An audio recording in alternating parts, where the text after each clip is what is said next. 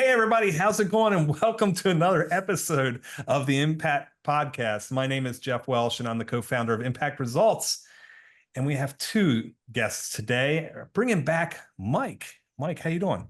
Hello, how are you? I'm doing well, thanks. And Bijan. What's happening, Bijan? I'm good. How are you? I'm doing well, thanks, guys. Hey, you know what's really exciting about this week's episode, guys?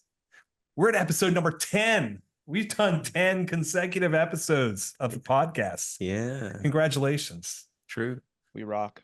Well, I know you Congrats. guys haven't been on every one, but I've been on Yeah. every one, and I considered bringing Congrats, party yeah. hats and all that fun stuff, but we didn't get to that today. Those little Episode Yeah. 100.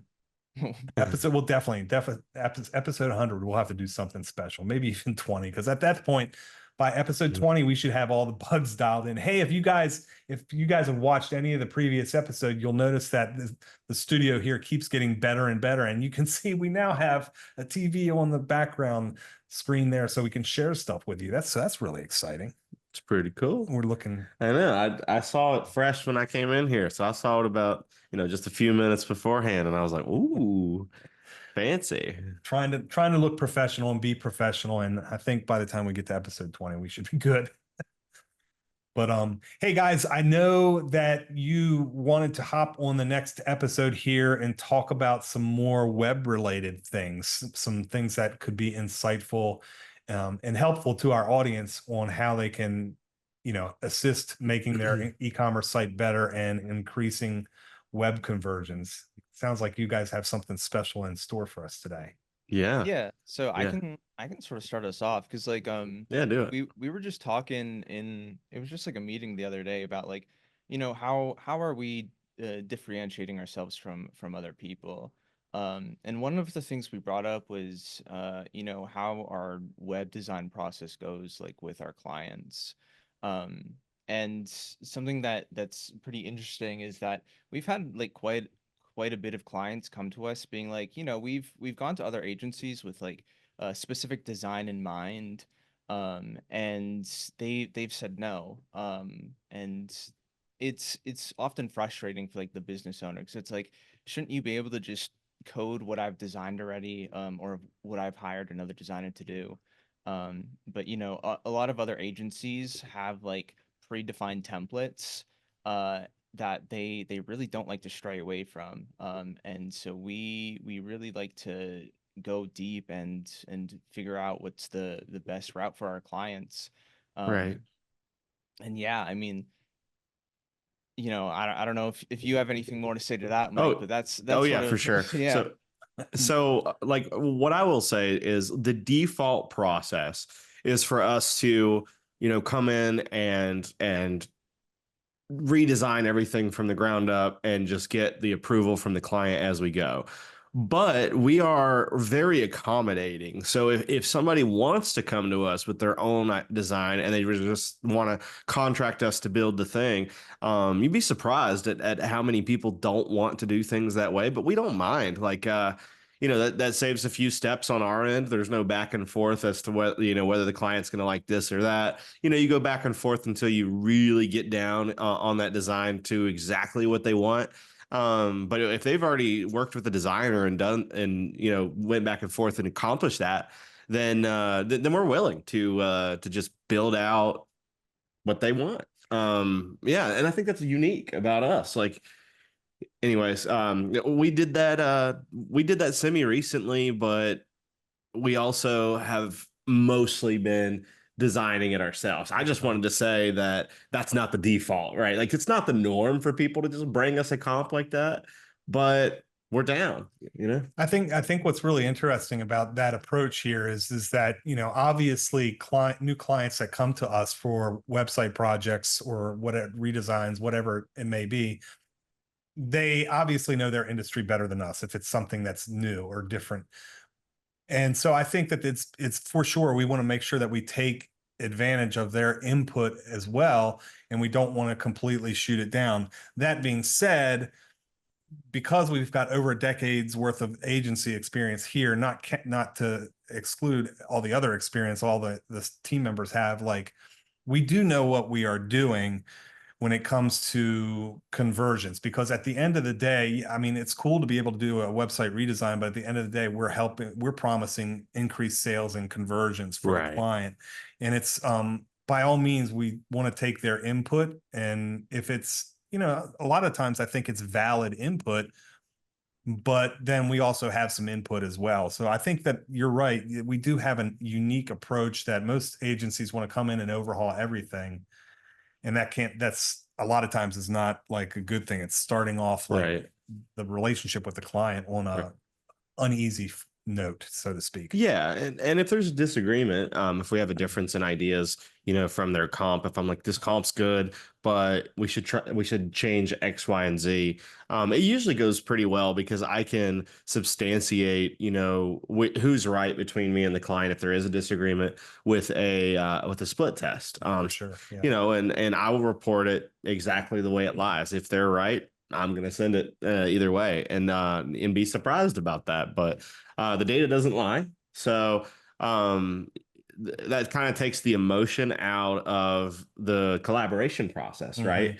Because if both options, let's try both. It's a great idea. We have a great idea. Let's try both options, and then let's see which one converts better.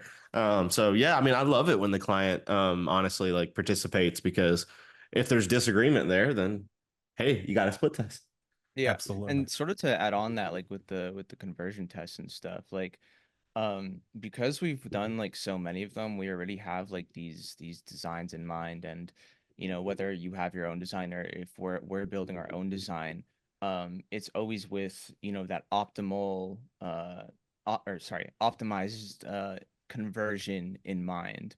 And so like whatever industry you're in, uh a lot of the time we specialize in like the motocross and outdoor recreation type of stuff. But we've had a lot of other people as well where we're really interested in getting to know like how your customers actually interact with your website as well. And not just like here's what we do with these other people, it'll definitely work for you. And so like what Mike was saying is like, yeah, we're definitely down to try your ideas and our ideas at the same time. And um because our ideas are based off what we have built before, and all of those are based off of results and data. And like, okay, our because our designs are based off that, we're going to come in with our biases and say, well, we think this is going to be a better approach for you. And but then you might come back and be like, I really don't think that. And that's where we would start doing that sort of conversion rate optimization testing. Yeah, and it's pretty rare, but sometimes Bijan and I will disagree on how to handle some kind of UI element, and then we'll say, let's just put it to the test. We show the client like, and the client's like, I like both, whatever you guys want to do, and it's like great. But the good part about that is we can see who wins. Yeah, I mean, I think it's interesting, like that you point that out, because I think all too often people consider disagreements as like a negative thing, but it doesn't always have to be a negative thing. Like at the end of the day, we're here to optimize and increase conversions, right? Like I always talk about like that growing trajectory. And as long as it's on a positive growth, you're always going to have dips and then increases, just like the stock market. But our job as the agency and the creative professionals is to just test things. I mean, really, that's what we do on all fronts, not just the website design, but all campaigns as well. Like try things that we know have worked in the past. Some things that worked for moto may not work for, fashion or whatever it may be. But as long as we're collecting data, which is, essentially what we do, we collect data and metrics all day long and just make positive sensible adjustments to that data, it Right. tends to be always a good thing. Yeah, I mean, we're called impact results for a reason. We are very data driven. In fact, I would say most of our software costs outside of Adobe are for platforms that provide data, whether that's reporting or analytics and all that stuff. Like we build tools ourselves too. I feel like we have pretty much the most sophisticated suite of tools that most people can access. At the moment we're even having this one prospect right now. This is a little insider thing. We have one prospect that wants us to have a custom pixel event that is like based on the profit of their product. And we're able to like custom build a solution to where you like we can do that. So I feel like that not every agency could just quickly conjure that up. Could you to go from like the client has this idea as to how they would like the campaign to work. We're like, you know what? Makes sense. Let's go build it. We read the Shopify documentation. We're like, okay, we got to convert the profit over to meta objects, whatever. Like, you know, I don't have to explain to the user out there how to do it. But at the end of the day, like we are the team that gets things done fast because we are lean, mean, and we can go like fast. I think that's a big thing that we can kind of talk about here that is like stands us out as a especially as a web team because you know we've had people go through that have either worked here or had or been clients and they always assume things are going to take us way longer than they do. Yeah. They're like, oh, can I get this like in the next 2 or 3 weeks, please? It's like developers have beaten them down so much that they expect the most generous timelines for things. And we're just like, no, bro, we got you. We'll have it done like today. And they're like, no way, today? You guys must have no work. It's like, no, we have tons of work, but we're moving, you know, we're moving those cards every day. Like we're moving them to the right. We're getting the stuff done. We don't have any dead weight. Well, this topic it's interesting because this topic has come up several times here recently about being mean and lean and nimble because I don't think I've ever told you this, Mike. And Mike's been around for a decade, guys. So he's heard a lot of Jeff's stories. Oh, He man. probably knows me. Here's something new live. Okay. Okay. So at Impakt, we're a small agency. But back in the dot-com boom of the 90s, when I still lived in Baltimore, I worked for a company that was a technology-based company. And this was when all investors were throwing money at tech. And then of course it busted and I eventually moved on. But you know, when the higher ups, the investors wanted adjustments to our tech platform that we had, which essentially was a database search engine on local business. And they were not able to like shift on a dime like we are. And now, of course, those projects are much larger and stuff. Sure. But we're not handwriting stuff from scratch. We're just kind of using a lot of tools that are out there. But that's because these tools are provided to us. But I think you're right, Mike. Like that is definitely something that has made us be different. One of the many things that makes us different than other agencies around the country or world. Yeah, we don't have processes that slow us down. We have processes. We have processes. No, I was gonna say all of our processes. So you didn't let me finish. All of our processes are meant, yeah, exactly. Now, all of our processes are meant for efficiency. You know, not maximum, you know, like you can't deploy something that, you know, whatever. It's like I think a lot of people get lost in the sauce. There's like 18,000 managers that need to review something or whatever before it goes out to the client. And it's like we have such good people that even though we don't have like one, say, art director that needs to review everything before it goes to the client always gets good stuff. And that is so cool to me that we don't need that extra bottleneck, that extra like roadblock, and yet we still like constantly just farm W's, like farm wins, you know, like with the clients. Like they see the content and they're always like, you know, perfection, whether that's you know, Josh's videos, me and Bijan's you know, web stuff, or you know, the graphics that our company pumps out, or it's great. I love that we don't have to have like review things and we just have such good people that we can just execute, and we don't need to put those bottlenecks in place to like protect quality. The quality is already like naturally just really high. I think that's really special, honestly. Yeah. And like to add on that, I think like it's twofold on the web end too, because we're directly communicating with the clients. And so they have, that's a great point. That personal. I always forget that other people don't do that. Sorry, Bijan. Yeah. I always forget that other agencies yeah. And so yeah, that one-on-one relationship, you really start to build trust and have this sort of I don't know, this feeling of safety with your website at least. And so like we've had clients that, you know, they've gone and tried other marketing agencies, but they've stayed with us with web development.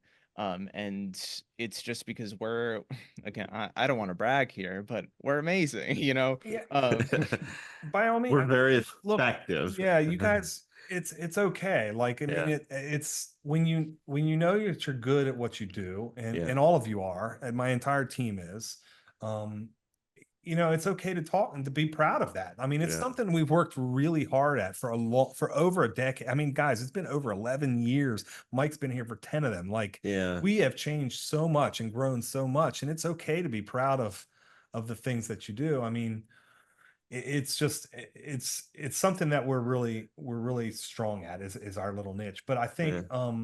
yeah, I don't know, I was kind of going off on a tangent there, but Well, you know, a thing that I think a lot of agencies do is you don't talk directly to the developer, and that's sometimes, Mhm. and everybody knows this. Like the client, if a client is watching this, or a prospect, and they've hired a web agency before, they might have gotten this exact scenario. So sometimes you'll have like one or two like customer facing people, like our customer love agent, Mm. but all the developers are like outsourced, you know, Mhm. and you know, overseas, to be honest with you. Mhm. So that's why they can't talk directly to the client. They're working different hours than the client, and you know, English might not be their first language. They might be talking on the phone. Whereas, you know, with Impakt, even though we are turning things around faster and outdoing quality on them, like our clients can contact us directly. You know, they can pick up the phone and they can call my number, like press one button, and they get me like within 30 seconds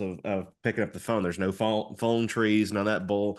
And you're talking to the developer. So literally, if it's a 5 minute job and somebody calls me, I can do it while they're on the phone before I hang up. I can just Right. be like, okay, let me walk through this. Let me make sure I understand what you want. I click the save button after I've written my code. And then they're like, they refresh their browser, like, oh, I don't see it. And I'm like, okay, clear your cache, refresh your browser again. And they're like, oh, okay, I see it now. Perfect. And then they get off the phone, their problem solved. If you have enough situations like that compared to the, you know, the overseas type of Mhm. experience, then that's what makes them like stay with us. And honestly, too, our services for web stuff are so efficiently priced because we are so efficient as a team, and Mhm. we can handle so much work that we end up beating them on price and on quality. Mhm. Maybe not everybody on price, because we're not the McDonald's agency, right? We want to get paid. You guys provide us with free healthcare. It's free for me, not for you. Yeah, That well, type of thing. So it's, you know,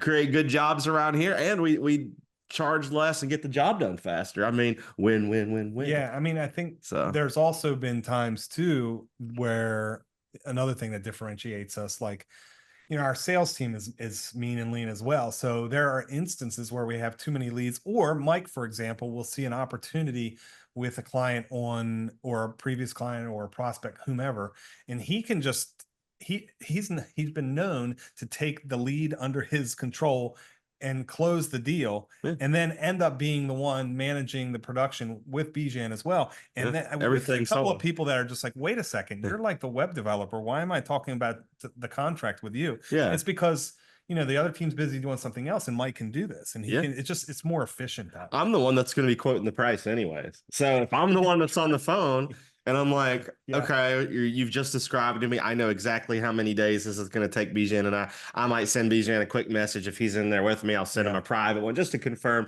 before I say it out loud with the prospect. I feel like that's reasonable, right? Like we want to do a little bit of private conversation there while we're talking to him, make sure we're both good with, can we do this? How quickly can we do this? Whatever. And then I throw the yeah. price out. And if they're like, you know what, that is exactly what I was thinking. That sounds fair to you guys. Because if we, yeah, anyways, it sounds fair to you guys. It sounds fair to us.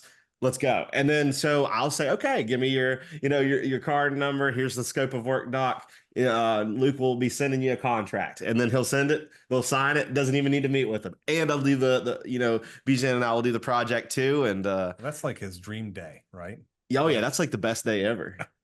I love that. that or a brand new whale client, one or the other. Ah, yeah, yeah, I for know you sure. guys. So cool. I know you guys wanted to chat a little bit about some other areas as well, Bijan, in regards to like when we're talking about developers, you're talking about overseas stuff. Sure. What are some of the resources that Bijan that you guys use? Because obviously you two are developers in and of it yourselves, but like you can't write all the code. What are some of the resources we tend to use to be able to be this efficient? Yeah. Yeah. Bijan, So you want to chime in on that? I think, and this sort of like comes back to the whole efficiency thing too, um, where sort of like with AI tools and stuff coming out now, um, it's a lot easier to build the same things that you were building before.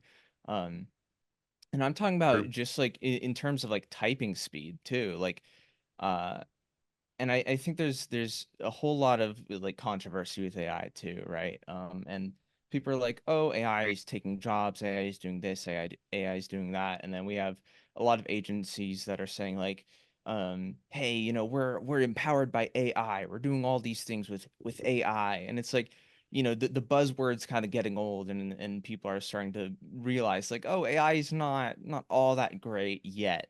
Um, but the difference between how we use AI and other people, and like so with like other people saying that they use AI, a lot of the times they don't know how to use AI properly, right? They're going to Chat GPT or whatever a new AI tool they're considering, and they'll be like, create me a website about this, and then it'll give some sloppy HTML code that looks like garbage. Um, and it's because people still don't have that foundational knowledge of what they're actually asking for. And Right. so when it comes Their to prompt is AI, not as good. exactly. So when it comes to AI and you think you can replace like human work, well, the human behind the AI is still very important. And Yeah. and prompting is still a relatively new skill, right? It's completely different than Google searching. And I think a lot of web developers, they're that's a big skill as a web developer, is searching for the answers, searching True. for tools, searching for what's gonna help you solve your problem. Um, Yep. and with AI, it's a similar thing, but you run into the Oh problem man. of it's confusing, or it gets confused, right? It comes up with answers, it comes up with uh words, at least in code. Like I've seen it come up with like random functions and stuff that don't It exist hallucinates anywhere. sometimes. Yeah, it Yeah. hallucinates. And so, to people that don't have that foundational knowledge of web development and code to begin with, you're sort of in this phase of, well, you don't actually know what's wrong if something is wrong. Um, Yeah, there could be you don't, security vulnerabilities. You don't mhm. know. Yeah, and like you don't, again, like it. So there's a lot of knowledge and expertise that still goes into using these AI tools to help develop, and we're not completely offloading tasks to AI. And like, yeah, I would like when I hear people doing that, and I'm like, how? Like, what? Why would you do that yet? Like, it's not that good yet. And like Yeah. us as a And company, we were maybe talking about, eventually it'll get there, but it's not yet. Well, I yeah, think one of the things that I mean, we want to make sure that we make really clear is because those that are not as familiar with the type of work that we do, I mean, when they start to hear, oh, those guys are using AI, they're not doing much work. That's not the case. Like there's a lot of thought that goes into the work that is done. Right. It's just another tool in our toolbox. Like it's mhm, just like a mechanic. A guy who changes tires or changes the oil in your car has certain tools that they use, and they go to the toolbox and they Yeah. pick certain tools. AI is just another tool that can fast track some of the stuff, some of the tasks that we do internally. I mean, I've watched you guys. It's interesting to me, like when this Chat GPT started to become really popular a year or two ago. I've watched you guys sit there and be able to solve problems with PHP code that would honestly I could never solve because I just never was at that level. But like being able to like use that tool to solve a problem much faster than if you were to hand code it. Yeah, and see, that's the thing is like I'll give you an example of a scenario where we might use AI. So if Bijan and I have worked together and we've coded something from scratch, whether that's a WordPress plugin or whatever, and maybe one function of it is giving us an error. If we could spend an hour or two debugging and have that aha moment, or we could describe the issue, copy and paste our code in, and it can say, "Oh, like you forgot a semicolon right here. You made a human error." And me as a large language model can see that human error instantly, whereas your pattern recognition monkey brain might not see it. You know what I mean?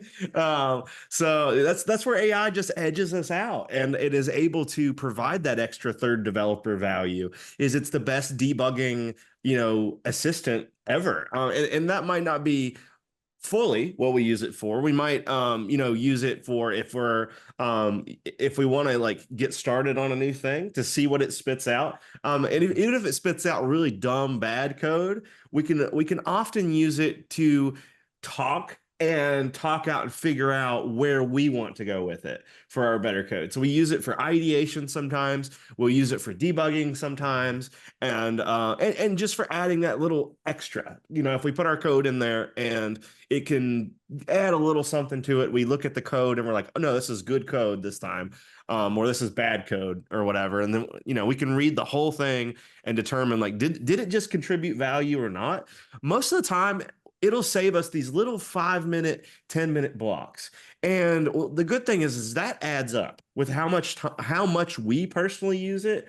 It adds up. If we can save 5 or 10 minutes each time, then our target as an agency is $150 an hour. So if we're saving 10 minutes, that's $15 less we can charge for it. That adds up as we go. You know what I mean? It makes us more efficient. It makes us, more price competitive than other agencies that aren't doing it. And it gives us an extra developer on the team.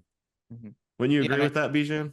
Yeah, definitely. And I don't know if I would consider it like an extra developer, but because again, like it that's a little bit of an exaggeration. Yeah, no, I know what you're saying. If the guy is just a debugging guy, yeah, like, you know what I mean? But yeah, I find it super useful for filling those gaps of knowledge.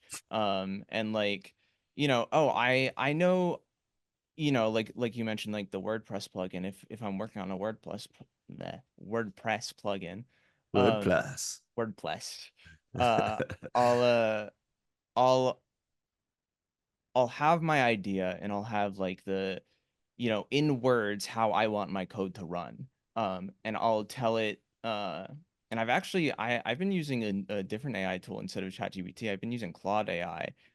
It does much better with coding things. I don't know. Oh, right. That was like last week. I forgot to mention that. And what's this one? What's this new one?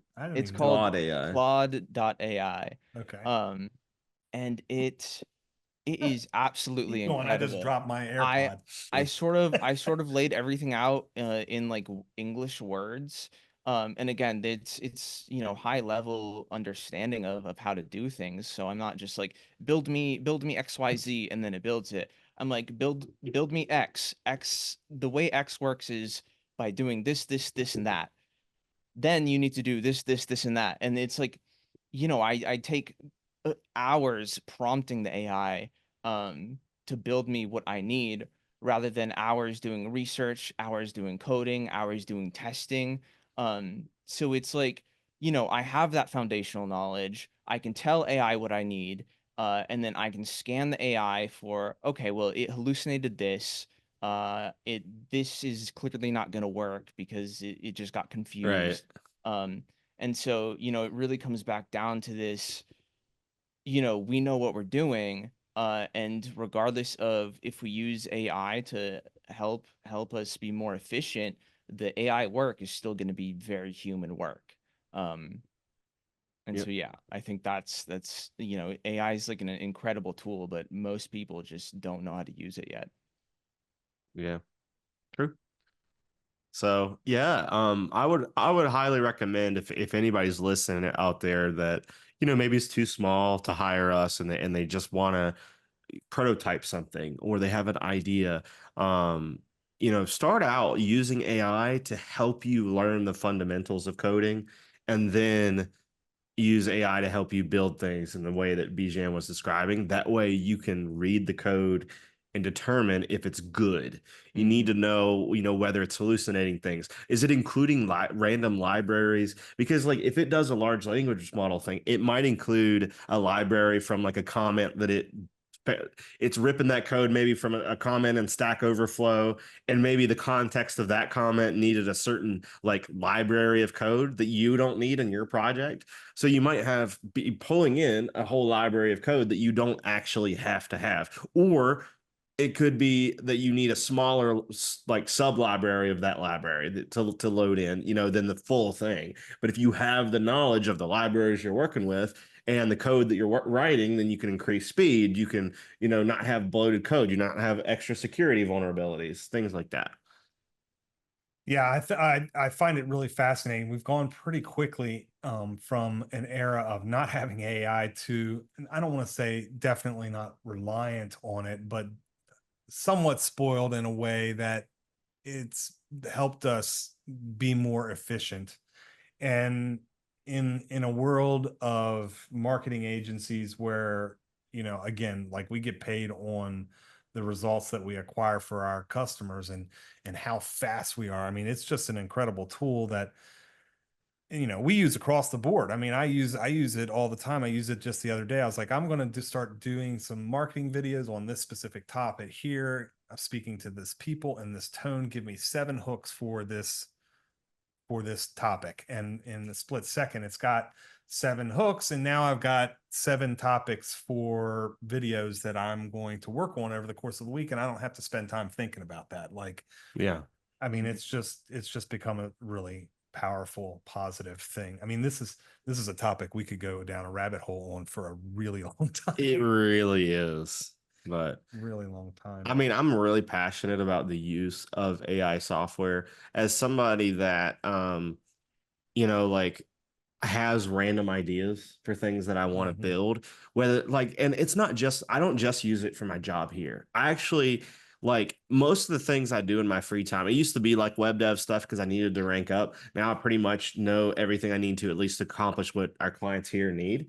So a lot of my like independent things, I'll learn and like try to learn a new skill. Like right now I'm working on some game dev stuff just for fun. And like it is so good compared to search engines for helping you learn a new skill. Like if I'm learning a language that is not useful for Impact, like C#, that works well in like a lot of game engines and stuff.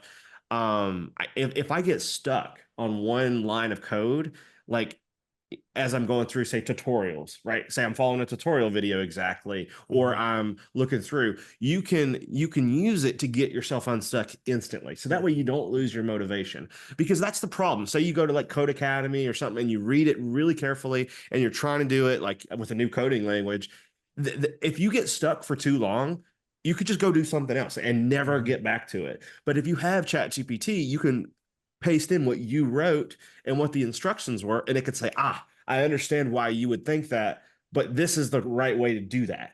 And instantly get over that friction, and you still learn. You still get to have that aha moment. You wait until you're stuck, and that makes you remember it well. And it's like you're having a personal tutor of somebody that can instantly answer your question for a basic thing at an expert level.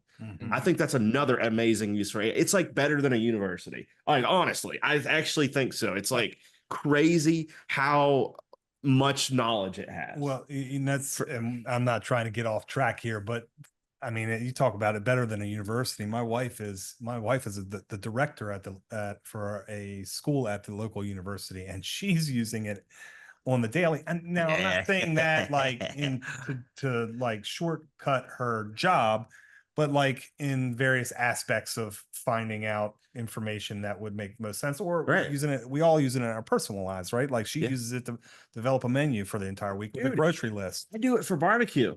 if I'm learning a new barbecue recipe, Here we go. no, that's okay. I think that's what makes this fun. Yeah, for sure. Is you don't have to just use it for work. Yeah. If you're not using these AI tools to learn new skills, I think it's ready for that. I think it is like almost as good as it can be, at least at learning the basics of anything. Yeah.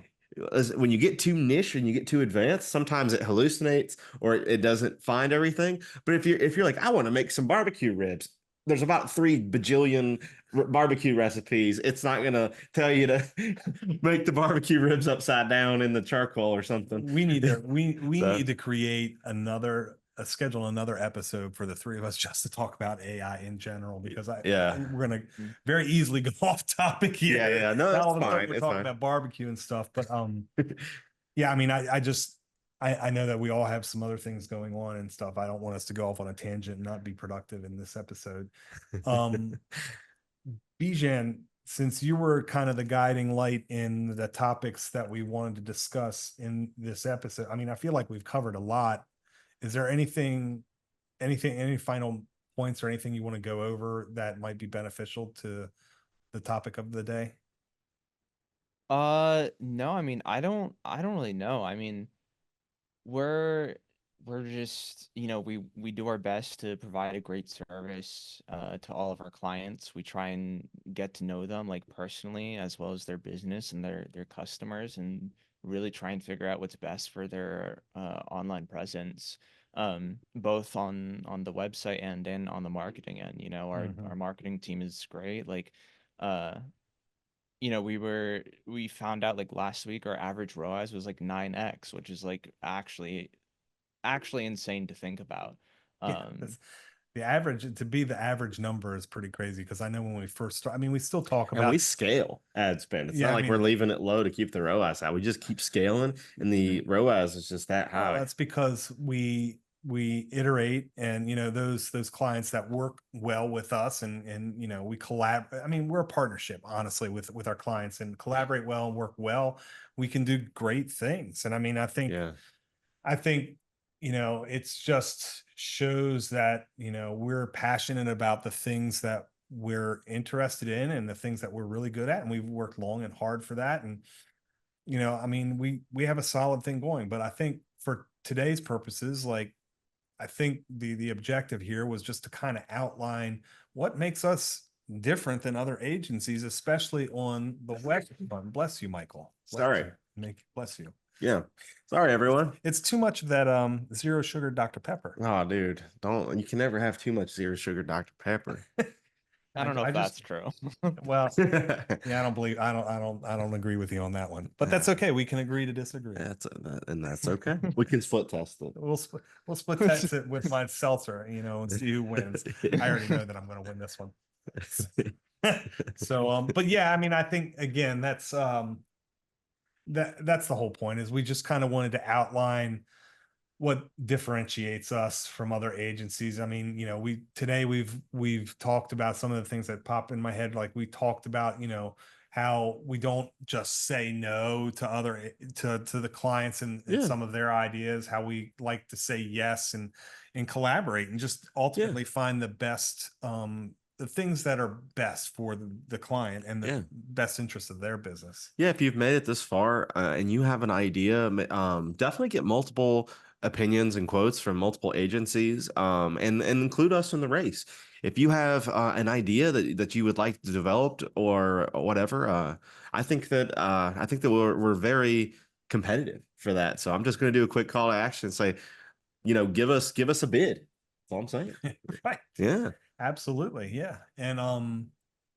And again, we also chatted a little bit about the AI stuff, but my gosh, I could see the passion in our eyes wanting to go real deep on that. We're going to have to figure out another time, the three of us. Oh yeah, for sure. That was fun. See, my vote was I wanted this to be the AI episode. All right. Well, you got a little snippet. I got vetoed by the Jeff. It's not necessarily it. You just anyhow, we're not going to argue. He didn't write in the doc, so yeah, you might. The reality, guys, is that Mike didn't look at the notes that I'm looking at on my screen. Ooh, don't tell him that. It's okay. I'm a busy boy. All right. He popped in from a bunch of other meetings, so it's okay. I know that Mike was very good at just kind of being guided and diving right in. So Yeah. hey guys, well, thank you so much for listening to our episode number 10. I feel like we're getting better and better at these things. For those of you that are interested in learning more about Impakt, feel free to go to thinkimpact.com. The URL's here down here on the screen. I think it's up on the TV screen too, with the new Impakt Podcast logo. By all means, if you have any more questions, hit the Let's Talk button and let's set up a time to have a conversation. Even if you're not really 100% ready to start, your marketing process working with an agency, we'd love to just see how we could help and give you some insight on some of the things that we would recommend that you could do that would assist you growing your online conversions and sales. So thanks a lot, guys, and we'll see you next week on episode 11. That's right, episode 11 of the Impakt Podcast. Take care. Bye. Bye.